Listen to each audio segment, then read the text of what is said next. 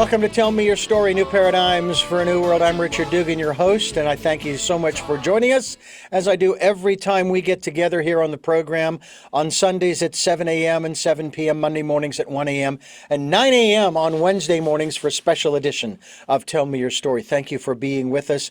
You do know that we have podcasts. We also have a video cast, so I hope that you will take advantage of those. We'll tell you more about that later on in the program, and also how you can participate and become a part of Tell Me Your Story, as well as another item to have you participate in, the Decade of Perfect Vision, the 2020s. Today's guest is returning to our studio, so to speak, or microphones, or video cast, Zoom room. Sherry Stirling Fernandez is my guest. She is the author of Life Mastery, Personal Progression Toward an Infinite Potential. And Sherry, thank you so much for joining us again. It's wonderful to have you with us. Thanks. Pleasure to be back and to chat with you again. You know, I tell you, often people comment about how we come into this world and there's no manual. You know, we don't get an owner's manual when we come here. There will be others who say, "Oh, yes, we have one, and it is," and they'll list whatever the book is. And that's probably the most difficult part for us to deal with, because every time, let's say, we buy a car or any machinery or any other device, we get an owner's manual, and most of us will pick it up and we might read through it to figure out how this device works. But as I say, there really isn't anything for living this human life. And to have mastery over one's life has got to be one heck of a challenge. So I'm curious as to how you have been able to, in the process, of course, of creating this book, Life Mastery, how you've been able to, say, somehow codify and list with bullet points or whatever, the secret, if you will, or secrets, plural, on how to live this life, or some would say this is a game, how to play the game. I know it almost sounds arrogant to say, listen, I've got the answer right here. There's two things I'd like to say. First of all, there is something to be said for finding our own answers. When I'm teaching, coaching, or teaching a class, I'm teaching a class right now, a couple times, about 4 times a month, and some different things I'm doing. But if I can get whoever I'm teaching to discover the answer on their own by asking the right questions, it's always then they own it, right? If I tell them the answer, it's like, oh, that's Sherry's wise. But if they find it themselves, they feel like they own it and they're more likely to implement it.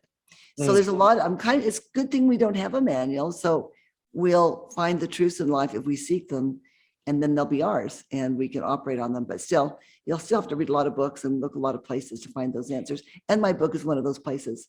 Life Mastery, it's, as all people ask me what it is, and it's easier to explain what it isn't. It's that feeling of what's out of control. Like I don't have a handle on my health.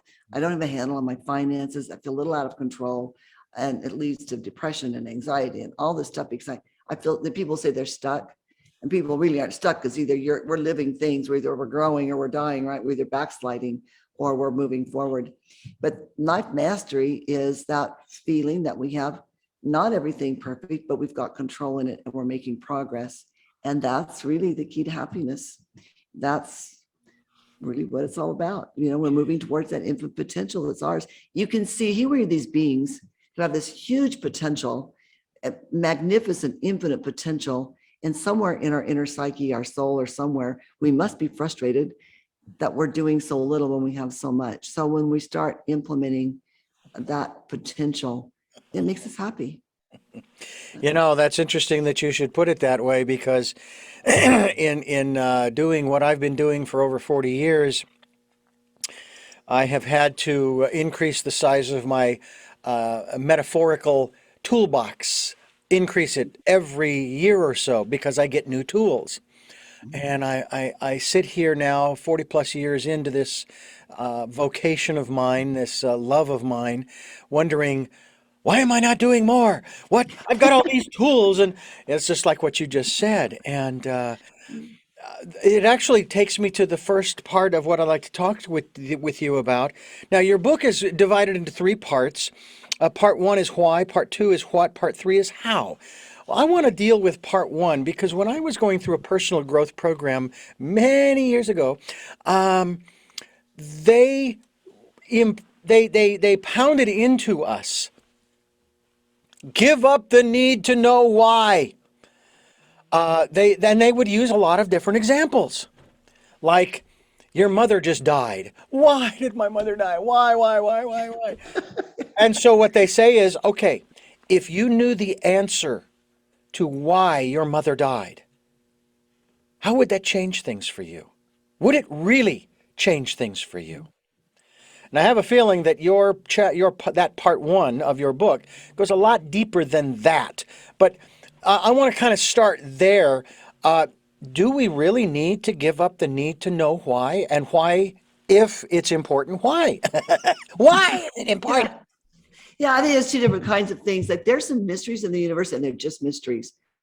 Why do people die? Why do good people suffer? If there's a God in heaven, why does he let bad things happen?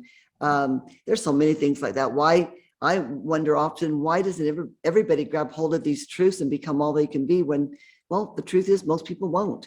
And we just have to accept things, right? They're mysteries of the mind, Jim Rohn said. But at the level that I talk about is much like Simon Sinek, start with why.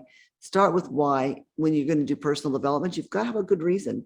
Yes, it leads to happiness, and that's enough reason, but you need a little bit more reason to get you through the daily habits, the mundane habits that get us where we want to go.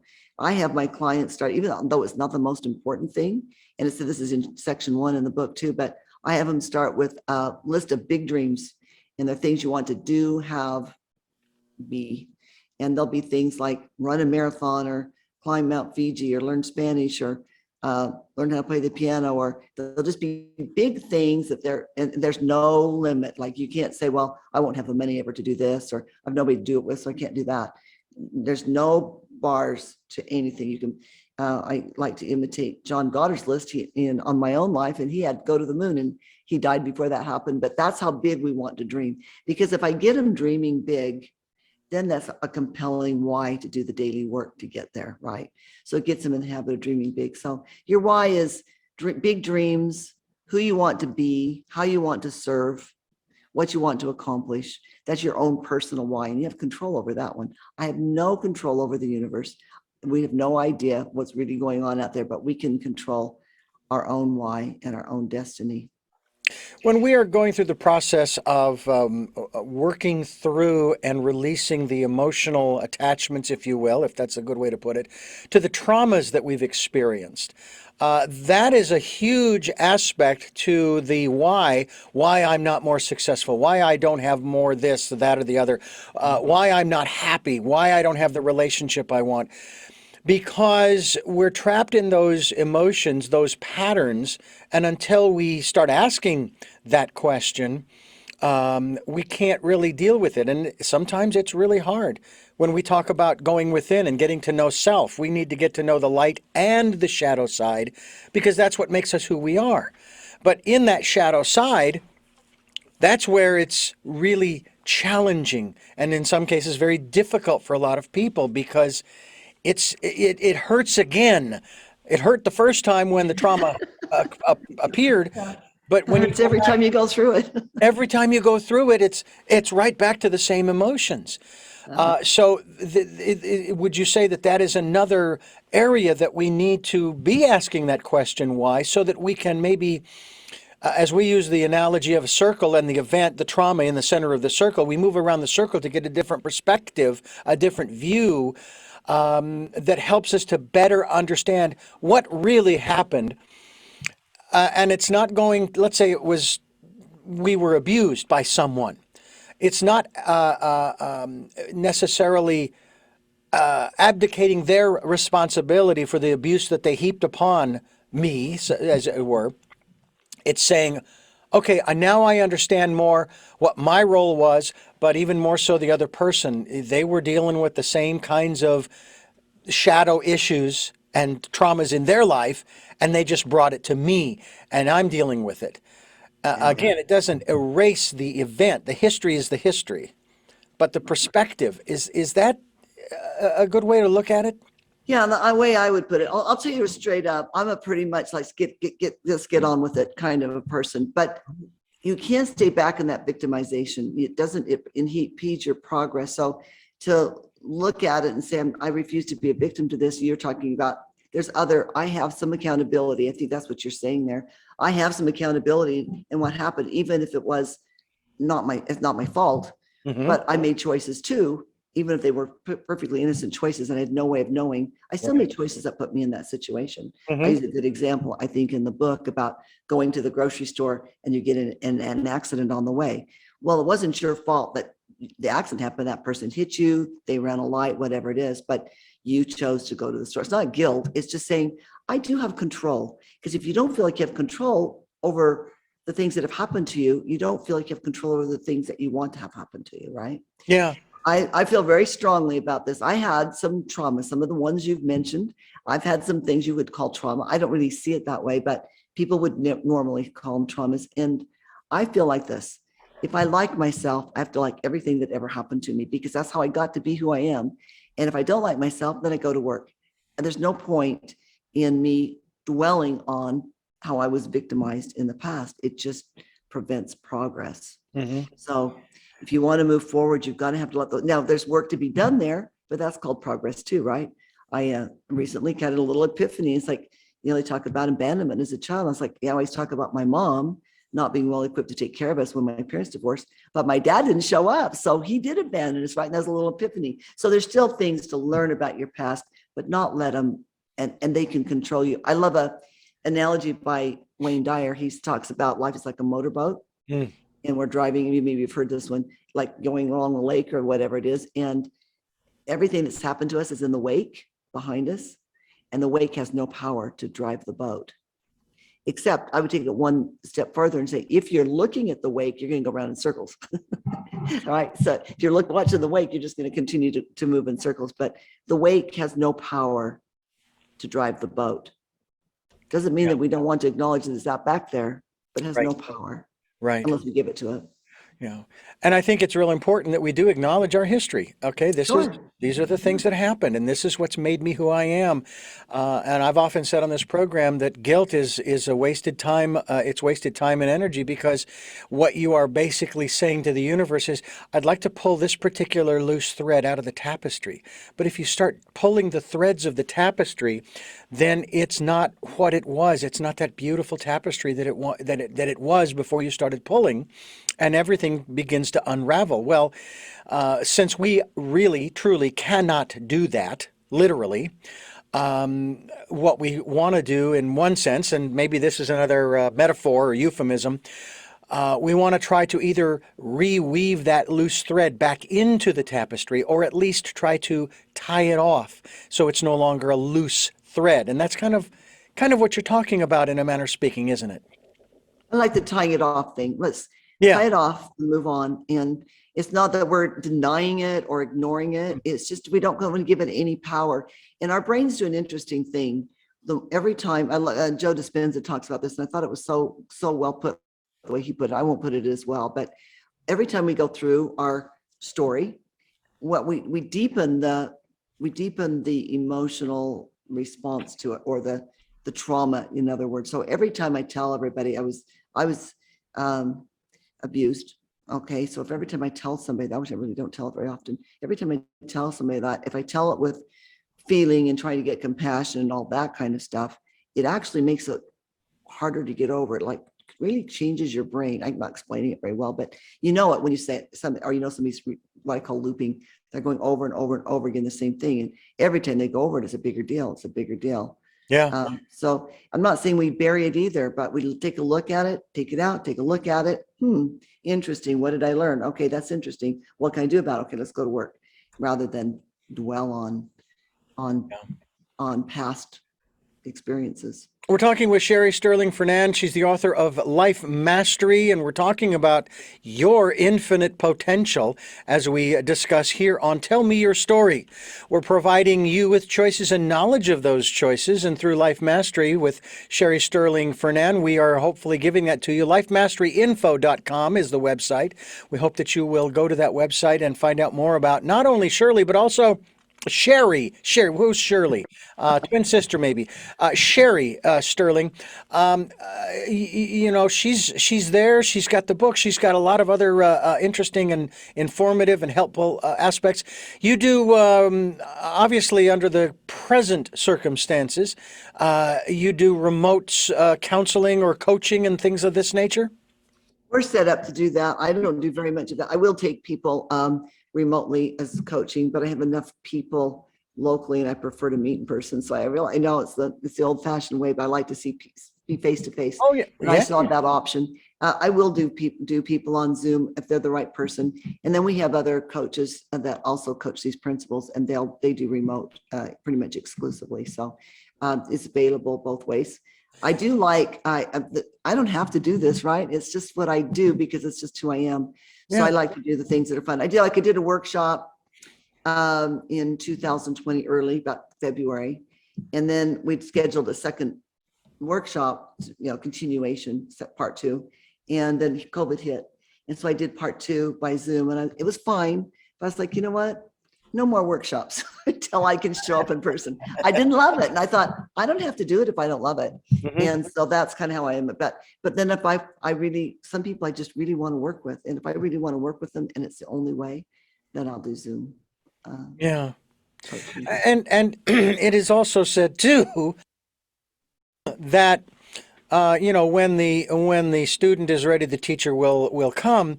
And so if an individual is certainly interested, and I think the converse works too, when the teacher is ready, the student will come, and the people who need to be there with you in person or need some support via Zoom or whatever the modality is, then the connection is made. I mean, that's the synchronicity of the universe is most extraordinary, in my opinion. It's an amazing thing. The things that when we start to when we start to change and transform ourselves, I like using the word transform. One of my guests once said, you need to stop using the word change, because if you can change one way, then you can change back the other way. But I guess transforming, you can only go one way. I don't know that that's necessarily true. Needless to say, I kind of liked the metaphor just the same. But as we start to do that and we start to change our life's patterns, stepping outside of our comfort zone sometimes, then the rest of the world starts to shift too. It's kind of like sliding tiles. You ever played that little game of sliding tiles, moving things around to make the picture appear? Yes. It's like a puzzle game.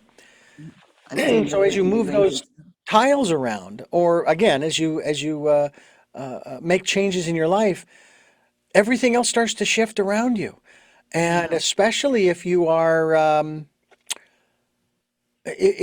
trying to better yourself, and that I think maybe takes us into the how of the book Life Mastery, in terms of how we do that. I mean, how in the world?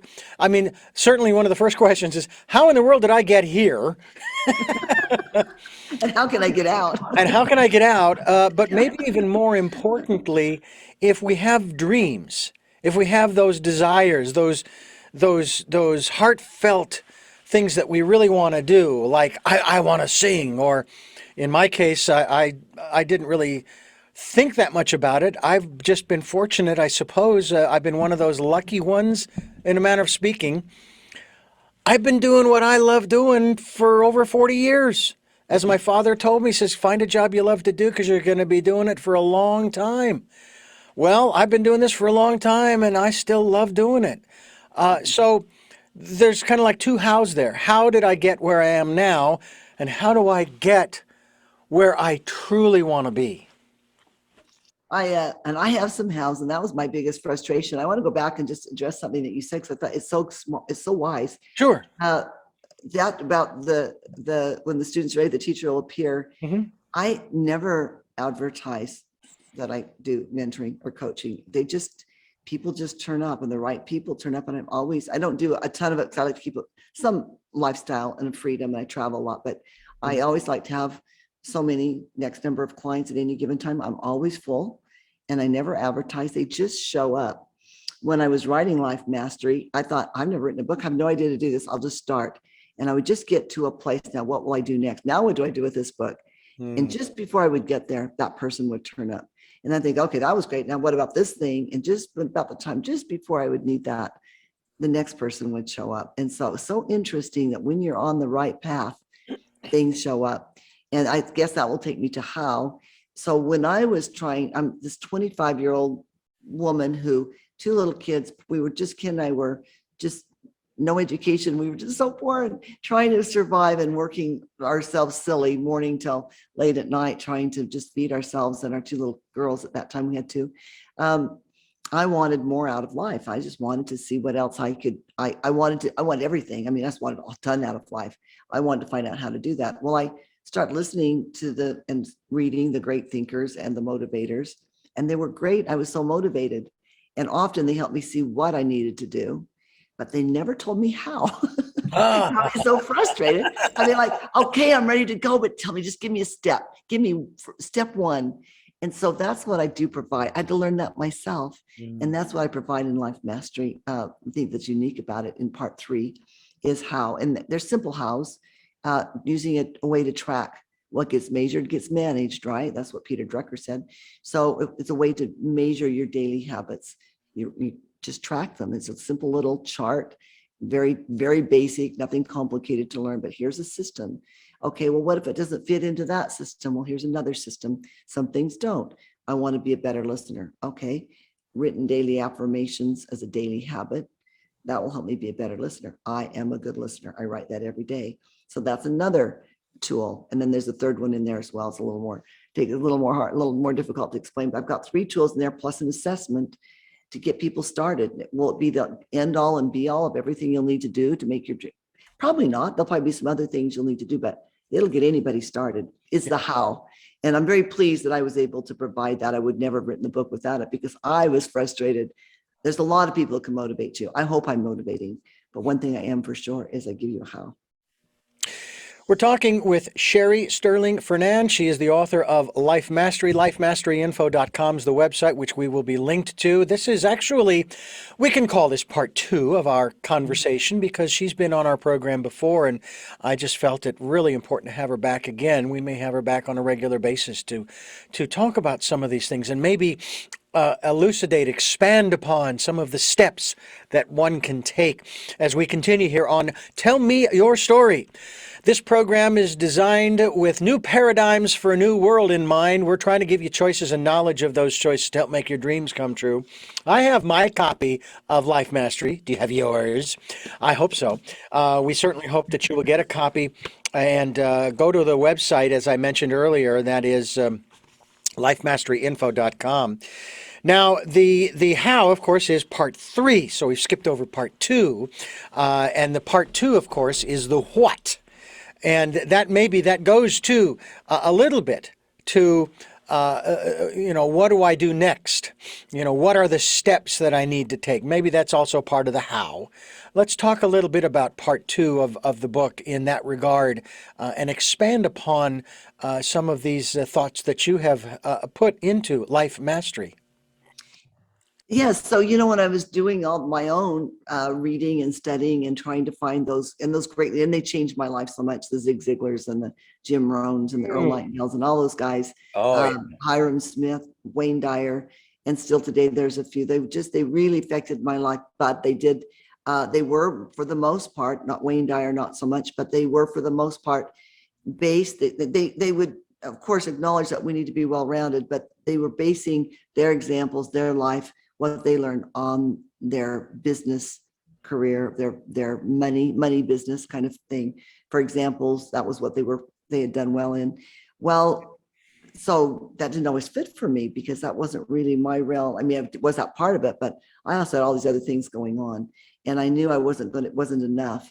And it's true. If we talk about going after your dreams, and the first thing people think of usually is money or a business that they're trying to grow. Mm-hmm. But if you put all your energy into that and you lose anything, you lose your character, your integrity, or if you lose your relationships or you lose your health, or even if they just suffer, that's not going to be happy. And I'm about helping people be happy. So the only way you can really be happy and reach this infinite potential that we have is to do all the 8 things in some sort of evenness, not balance exactly, because life is never perfectly balanced, but in some sort of even way. So I'm not just a financial person. I'm a whole person, and I need to move forward as a whole person. So there's 8 areas. And I in the book, I talk a little bit about each one and give people some ideas on what kind of goals. You have to set your own goals, but give them some ideas to get started. And so we talk about the physical self. Everything I do, every success I want will require my body to be in this best shape it can so it can think and move and do effectively. And no one feels like they've got a mastery over their own life if their health, their eating's out of control, or they're not in good health or good condition. So that's important. And then spiritual, we all have to have a spiritual life of some sort and find our spiritual way. Relationships, and I'm going to read them off the back of the book so I don't miss one. Education, work, our work, vocation, I'm sorry, is our work, whatever we do to be productive in a day. So you and I probably don't consider what we do work. I don't, but it's what I do. My work is my mentoring, doing interviews with you, trying to promote my book. That's my work, my vocation. And then lifestyle and character. Lifestyle is making sure we're enjoying life as we go and also preparing for a future life, maybe a retirement life or a way of life that we'd like to have somewhere in the future. So lifestyle is a 2-part thing. So 8 areas in the assessment in part 3, which is free on the website, by the way, lifemasterinfo.com. There's an assessment and free downloads for the tracking sheets and different things. But there's an assessment. You can kind of check how balanced your life is. And my clients are always kind of surprised. Sometimes where your passion is not necessarily where you're doing the work. Not getting equal attention. Yeah. Hadn't even thought about it in that way, that it might not be. I mean, I would think, well, boy, if I'm passionate about this is it. This is what I should be doing here, Yeah. And the reality is that it may just be your passion. Yeah, let me give you kind of an example of kind of how that works in the coaching. Like I'll have them draw you do answer the questions, and there's a wheel graph. So they plot their answers on the wheel. Well, they'll have flat spots, right? And when I talk to them up front, and I'll talk to them first, usually before, and they'll tell me that they're really passionate about their family, their relationships maybe, or spiritually, they think they're really strong in their spirituality or their relationships. It's usually one of those 2 things. Then they go and answer the questions. They're like, I got a real flat spot here because I'm not doing anything. I love my family, but I'm not spending time with them. I feel very spiritual because I have this great love of God or whatever it is, or I'm passionate about, but I'm not doing anything. I don't, pray or meditate or do anything spiritual. And they're surprised about that because they feel so strongly about it. It's so important. But what happens if you're not working on it? You lose it, right? If you're not moving forward spiritually or in your relationships, you will lose them. So that assessment's an important thing to do. You don't know where you need to go until you know where you're at, right? That is true. And it kind of ties into the choices and knowledge of choices that we provide here to help people's dreams come true. And it is said that we are where we are right now because of all the choices we've made in the past, and that that all of the choices we will make from this point forward will determine where we will be in the future. And I love what one of my guests said, that that is true. However, throw this in on the mix. And he said that the choices that you make today are based upon your perception of what you think the future will be. And that's going to determine what choices you make as far as your view of what the future will be. You mentioned retirement earlier. The only retiring I plan to do is on my truck. Okay? Putting a new set of 4 new tires on the truck. I jokingly say that they're going to have to pull my cold, dead carcass off of the console because this is what I love doing. Now, I also love traveling. I love, my wife and I have been on a couple of camping trips with our travel trailer and our dog, and I love doing that. That's a lot of fun. But I love doing this as well. I love doing some production. I love doing audiobooks and producing those, and singing and a few other things as well. And my father, who is 90 years old this year, he's been retired for, as far as I can tell, for probably 25, yeah, but probably 25 years. You know, he's doing well, going strong. He finds things to do. He likes working on the computer, and I know he exercises by getting on his stationary bicycle at home and so forth. But I think that's something that each one of us has to decide. I know there are people who they can stop working and maybe not do anything. I've actually met a lot of retired people who are busier now than they were when they were working Yeah, because I'd they be one of those. yeah. Um, but we all have to make those choices. But I just find it interesting. Okay, what is my view of the future? And that ties into what I would like to talk to you about next, and that is beliefs. And we'll do that as I share with our listeners that you're listening to Tell Me Your Story: New Paradigms for a New World. We are talking with Sherry Stirling Fernandez, author of Life Mastery. And I actually like the subtitle because it's something that I talk about on occasion on this program: personal progression towards an infinite potential. And when we lose human lives, and so sadly, we have lost over 700,000 human beings, people that other people know through just this pandemic alone.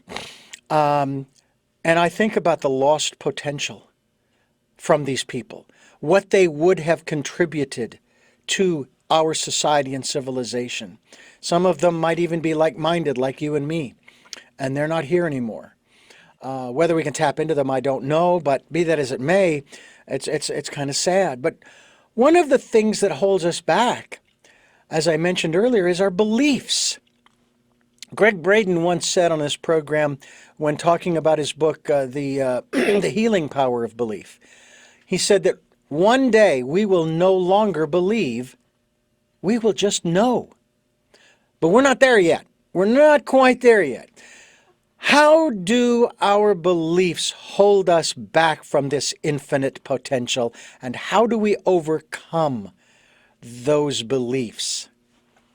Oh, that is such a good question, and probably maybe a whole. We could probably do a whole show on that.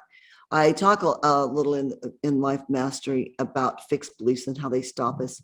I tell the story about how they, that they adult elephants, they just tie a rope around their back right leg and stake them to something, and they don't go anywhere. Perfectly capable of breaking that rope any day of the week, any moment they choose. But when they were young, they tie them with a chain where they couldn't break it, and then they just don't believe they can go anywhere once they've got something wrapped around their back leg. And so they stay, right? It's a fixed belief for the elephant. And we have so many of those ourselves. And that takes some ability to recognize what we're thinking ourselves. I ask myself regularly, is that true? I think that's a really tricky thing. I think, is that true? Is that really true? I think I tell the story in the book too about flip-flops. When I was young, when we were young, you remember they called them thongs, right? Yeah. And I hated them, that little thing in my toes. I just hated that. I said, I can't wear them. I just couldn't even walk in. They were just terrible. And so the styles have come back, and all these cute shoes, but I'm like, I can't wear those, and I can't wear those because I can't wear that thing between my toes. One day I said, what? That's not true. And I bought a pair, and guess what? I can wear them just fine. There's so many of those. It's just a little thing, but we have so many of those fixed beliefs about ourselves, fixed beliefs about the universe and the world. Those that will stop you will be ones that think that there's not enough in the world for everybody to have. There's enough. The world is full and despair, and there's enough for everybody. Everybody can be wealthy. Everybody can be healthy. Everybody can have the kind of knowledge you're talking about. A fixed belief that there isn't enough could stop you. But most of the beliefs, I think, that will get in our way is what we think of ourselves. And being aware, and I find myself all the time learning new things about what's going on in my head, but being aware of what's going on our minds and what's getting in our way is probably the best way I know of to get past a fixed belief, and then do something and act on it. Of course, I'm all about action. You can think things to death. You got to go do something. Yeah, I know that I'm as guilty as most of overthinking things, and also jumping the gun.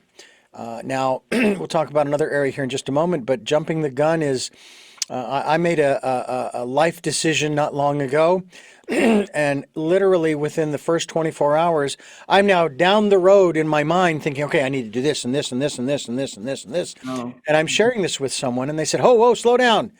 You're only into day one. Right? You just wait a minute. Just don't be making a bunch of wholesale changes because you're only into day one of this change. It may change back, okay? And in this case, of course, it was a good thing, but nonetheless, and yet I still moved forward with some of those changes that I had been thinking about down the road. And they've been okay. It's not been a problem. But sometimes we tend to jump the gun. We think, okay, I'm going to do this, and now I'm going to do this, this, this, this, and this. And it's like, okay, let the dust settle for just a moment. Okay, so you can see, you can see what's out there, what's in front of you, because you've moved so quickly, you've kicked up a lot of dust. And sometimes it is important to wait for a few moments. I remember when the process of moving to Santa Barbara back in 2006, and the writing on the wall was in late 2005, and I had no fear when we made the decision after losing both of our jobs, my wife and I, in 2006, early. I had no fear. I don't know why, I just didn't. And we made the decision to come to Santa Barbara for a week and look around and see what we could find, because this is her hometown. And we went back to Phoenix, put the house on the market. Within 3 months, it was sold. And we drove out here, and we've been here ever since. And again, it was one of those situations where when you're at the edge of a cliff, everything that I have learned over the years is you jump and you trust. But you got to jump first. But with that trust that the universe has got you covered. It's not going to leave you hanging, so to speak. So there have been moments when I have had to go back to that period of time and remind myself, do you see this monumental change you made in your life?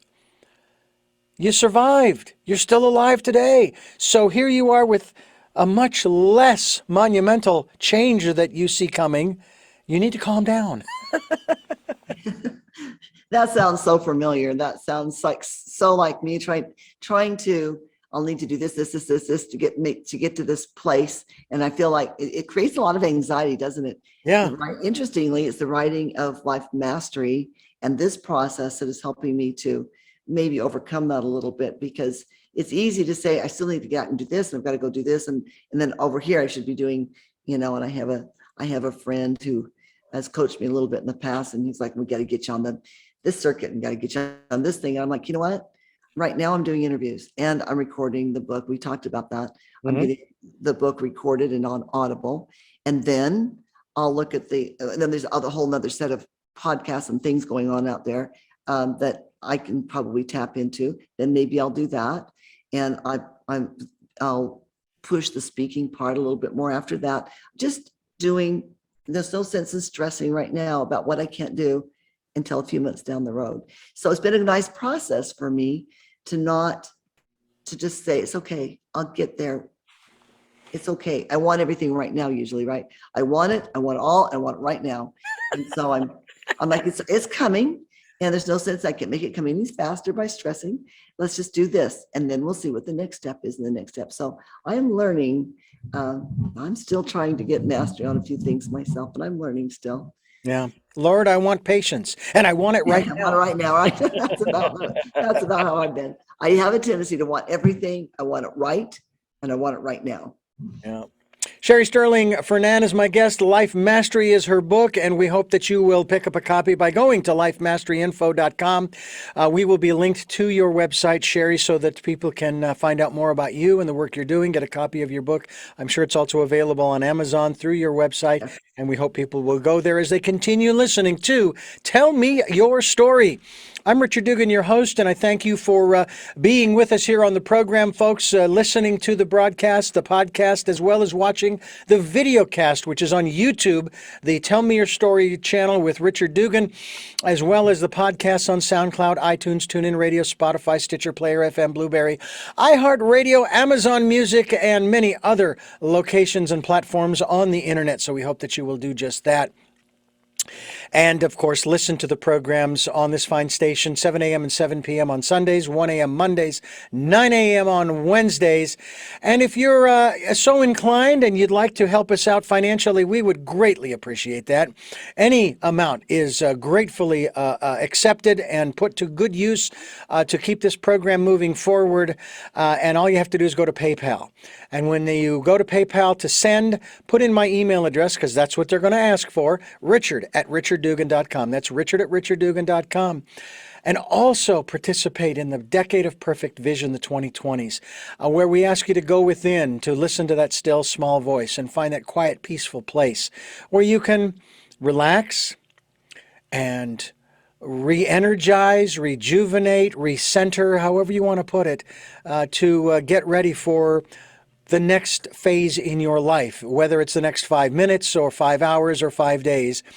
I think that it would behoove you, and it doesn't have to take long. One of my guests, Sherry, said, just start with 60 seconds, 1 minute, just 1 minute. And then if you can build on that as time goes by, that would be a benefit to you.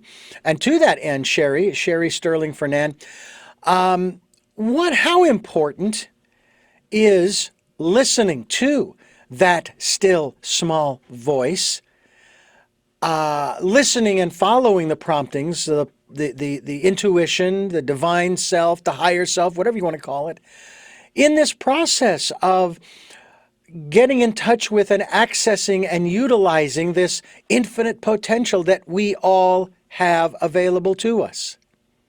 Oh, it's everything. You talked about jumping off that cliff. Don't jump unless you unless you have some intuition that you ought to do that.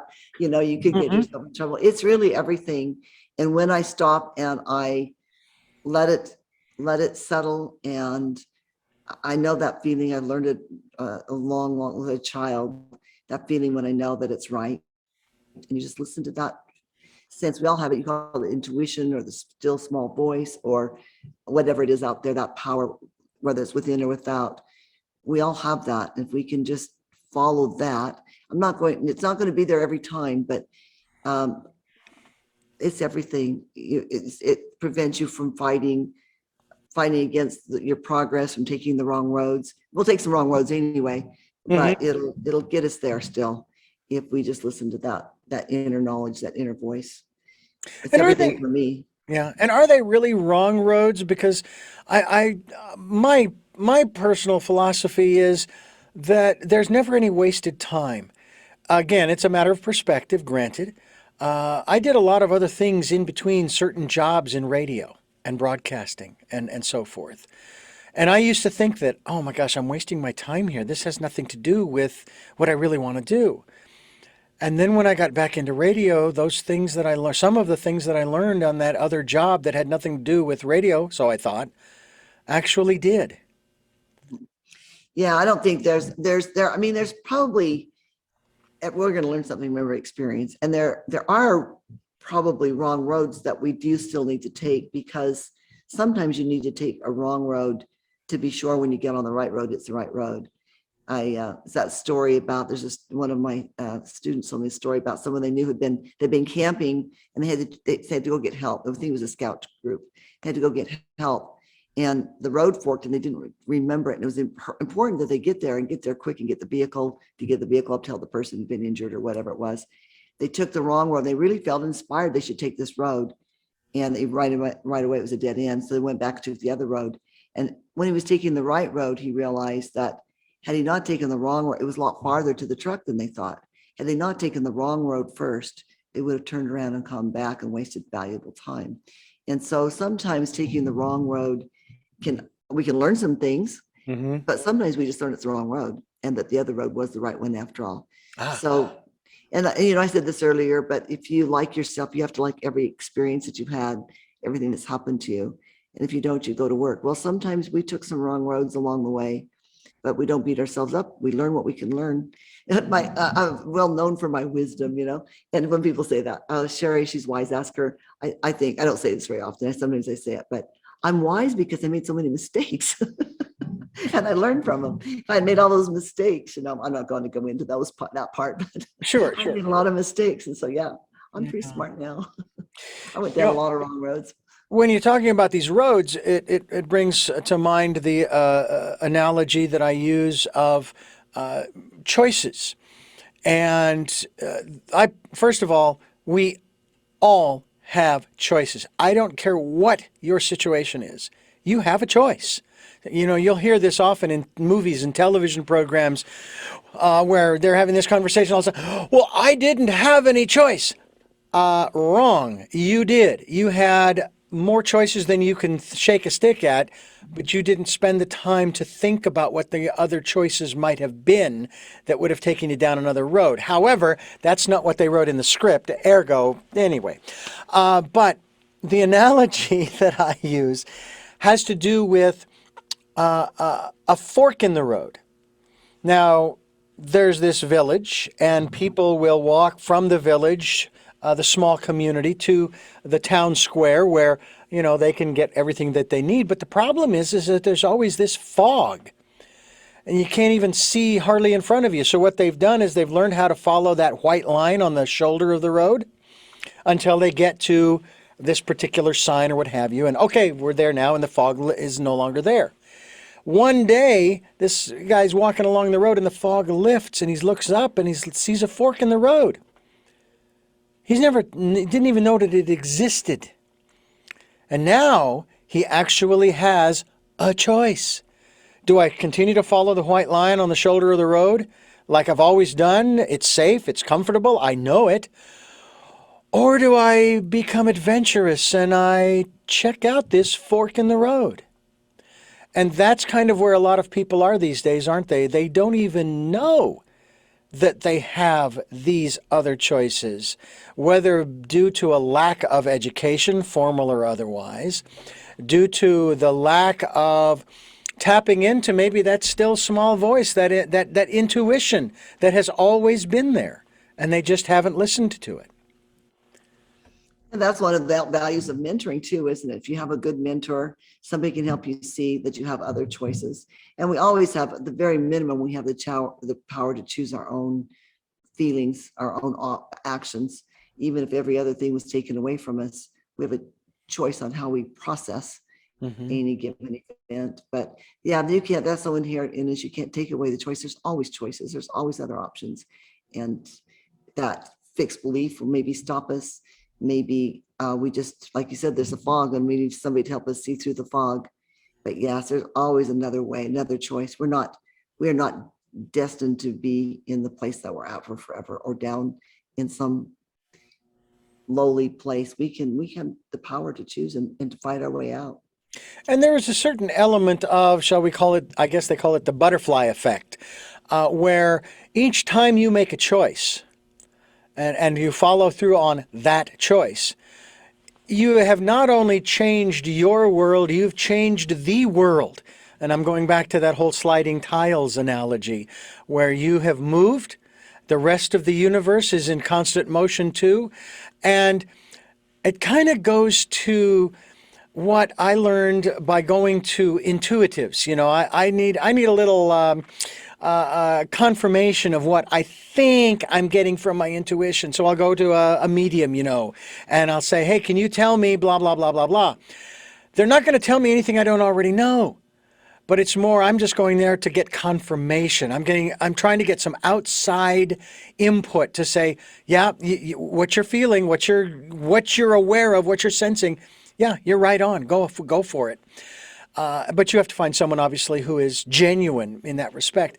But you've changed, and you've changed the people around you because you have changed. And that's one of the other things that I find so interesting, that one saying how you can't change people. You can't do it intentionally, But the fact is, Mhm. when you change yourself, you do change the people around you. Yeah. Yeah, I'm so glad that you said that. And people often ask if I have one big message, and it is basically that.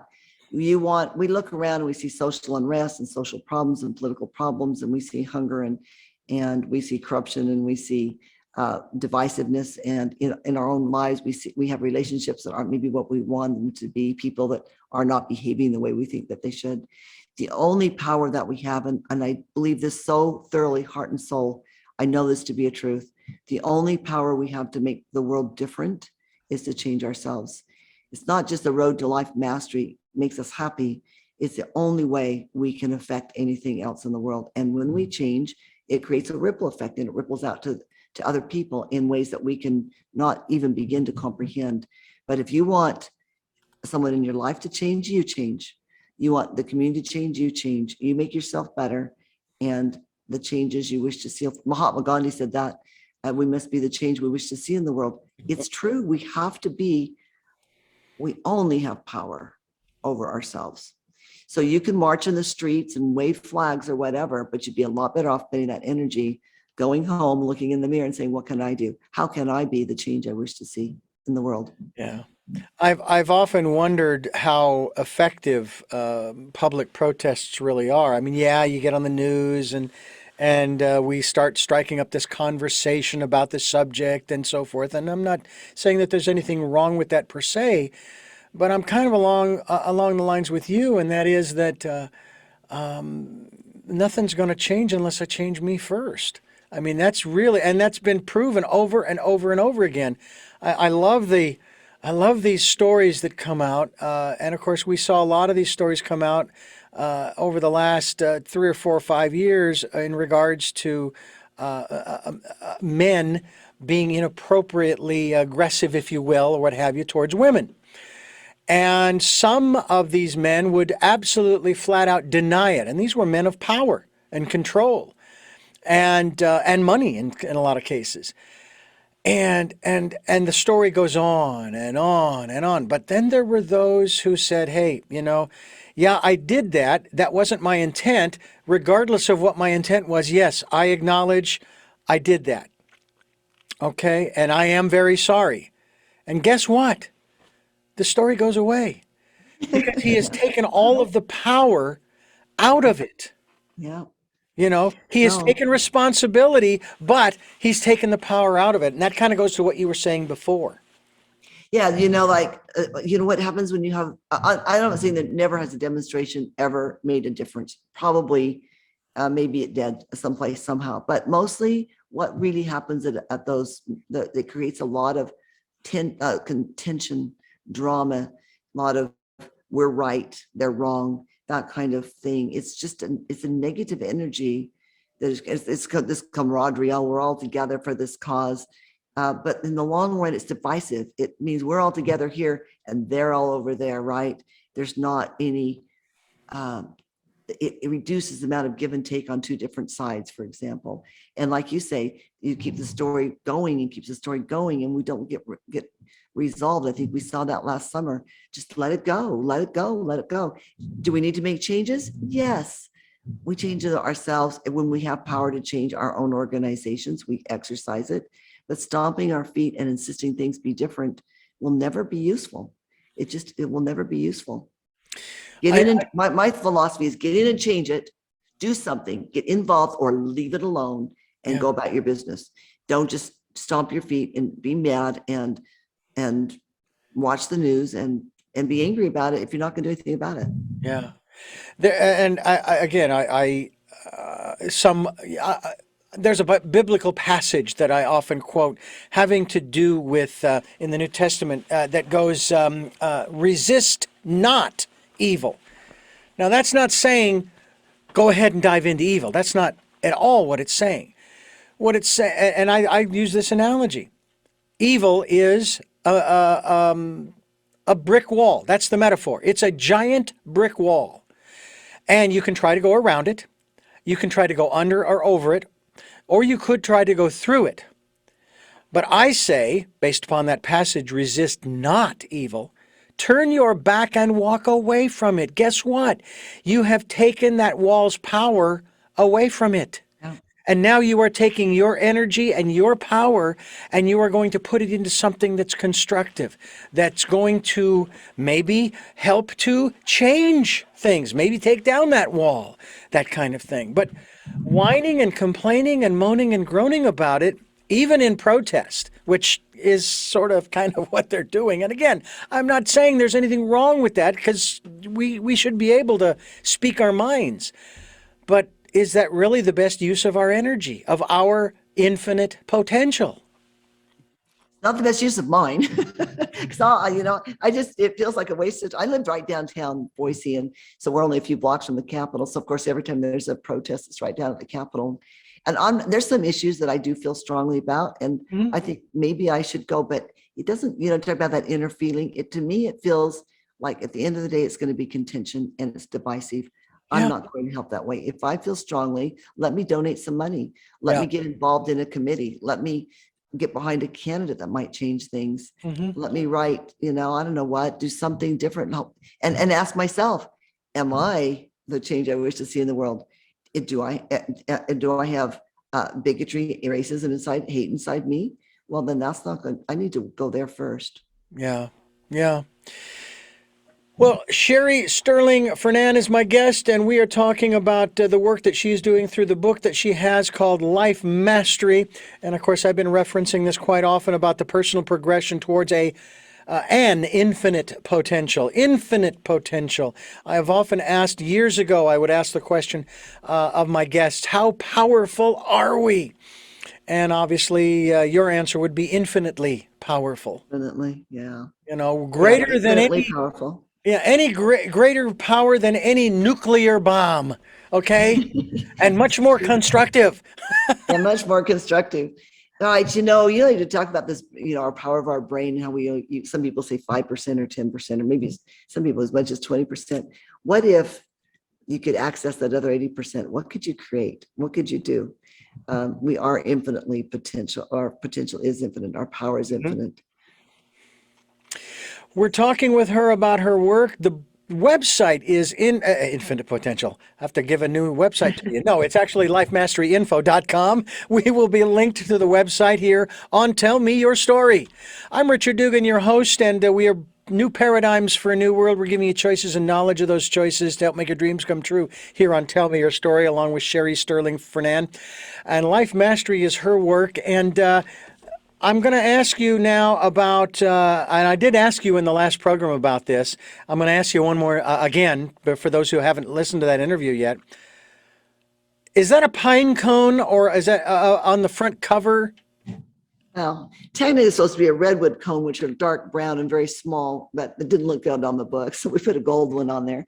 And that's representative. I told you I live downtown Boise, and we have 17, 18-story buildings downtown. Mhm. The redwood cones, my husband tells me, he grew up in the redwoods and we're there frequently, but he said they can be as much as 3 times as big as the largest building in Idaho. That's how big these redwoods can be. But the cone is like little, it's like 1 inch high. And in that little cone is the potential to be the most magnificent, by far, the largest, most magnificent tree the world's ever known. Inside that little cone, we have lesser trees with bigger cones, but I like this analogy because we're like that. We're like that little cone. We have so much potential inside of us. But you know what? About almost all of the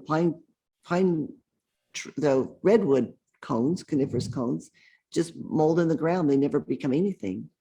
And too often people are that way too. We don't ever recognize our potential. We'll never see our full potential in this life, of course, but we can see a lot more than many of us are seeing. There are people who we can see, regardless of the medium, that we'll look at them and go, boy, I wish I could do this, that, or the other thing, or boy, they are just, oh, they're just, they're great, but, I wish my life was like that, and we start to, I don't want to say envy, but we start comparing. And thinking that, oh, I'm not doing enough in my life, you know. Where I'm wondering if maybe a new perspective just might be, and it's not really a new one, it's taking on an old perspective, and that is be inspired by that person to go out and do more if you don't think you're doing more in your life. But at the same time, you talked earlier about loving oneself and acknowledging our importance in our own lives, let alone in the world. I'm wondering if maybe that's a better place to start in recognizing, hey, I'm here, I've done this and that and the other thing I have made. I want to make more of a contribution, but I need to acknowledge that I have made a contribution. Yeah. Yeah, you have to know that you're already valuable, or you won't feel valuable enough to put the work in. So that's really important. And and you said about, you see people, you think, I'll never be able to be like that. I'd like to. Ask them how they did it. Don't be envious. Ask them, they'll tell you. I would say for myself, when Ken and I got married, nobody would have given us 2 cents for us. We've been these two hippies, crazy. We had wasted our time. We had so little going. You can't even believe how little. And I was able to find all those 8 areas I said earlier. I'm really successful in all those 8 areas. And I was just not much to start with. And everyone's like that, you just start and you'll be amazed. If you feel like that you're falling behind or you're not doing all you could, anybody, I mean, not you, but anybody who's listening, it starts with 1 step. You'll be amazed at what putting 1 foot in front of the other every day consistently will do in your life, the changes that it will make. Yeah. And the proof that anybody's done it, and I'm one of those somebodies, is proof that anybody can do it. I often talk about this from a philosophical perspective in regards to the sacrifice that was made 2,000 years ago that many people do believe in. And I started wondering about this because when I was working for the Christian station in Phoenix, they would always talk about how we were lowly worms and we're sinners and we're this and we're so, we're terrible people without the sacrifice, And I thought, wait a minute, hold on a second, back it up. All right, let's just deal with the Father and the Son. Obviously, the Son decided to do this. The Father knew this was going to happen and said, hey, I'm going to make this available to you. My children. He God created us, right? Which means that if you have children, you're going to do anything and everything for them, no matter what they've done. No matter how good or bad they've been, you're going to try to do everything you can to help them, to support them, to encourage them, and so forth. And so my thought was, wait a minute. Why would the Father offer up a sacrifice if his children didn't have value in the first place? Mm-hmm. Yeah. So we were already priceless before the sacrifice. I don't know how you can go beyond priceless, but we did after. So when I think about that from that philosophy, from that philosophical point of view, I'm thinking, I'm a priceless creation. And I need to be treating my life as such. Not as some delicate piece of china or crystal, okay, but as something to be used and, so to speak, worn out, at least on the physical level. I mean, go do those things that you feel led to do. Your thoughts? Exactly. Oh, I would just totally agree with that. I mean, we were worth that sacrifice, right? It was an infinite, amazing sacrifice, and we were worth that. And you talked about being children of a father and whatever your religious beliefs, and mine are Christian also, but we believe we're the child of some kind of an infinite power in the universe. Well, the child possesses, what kind of a power would that be if their offspring were worthless? That would not be a godlike thing, right? Exactly. You're not going to produce worthless offspring or even offspring with low value. Of course, that's why we have infinite potential, because the Father who created us has infinite potential, and we have the same traits and abilities and opportunities eventually, with the time and whatever the eternities bring, to be like him. Absolutely. Every child has the potential to be like their father. Absolutely. And I would be remiss in not acknowledging my father, 90 years old this year.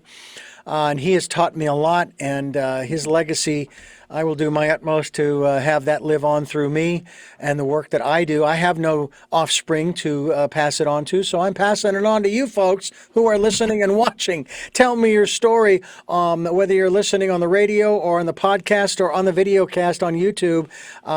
It's now in your hands. I'm Richard Dugan. This is Tell Me Your Story, New Paradigms for a New World, as we give you choices and knowledge of those choices to help make your dreams come true.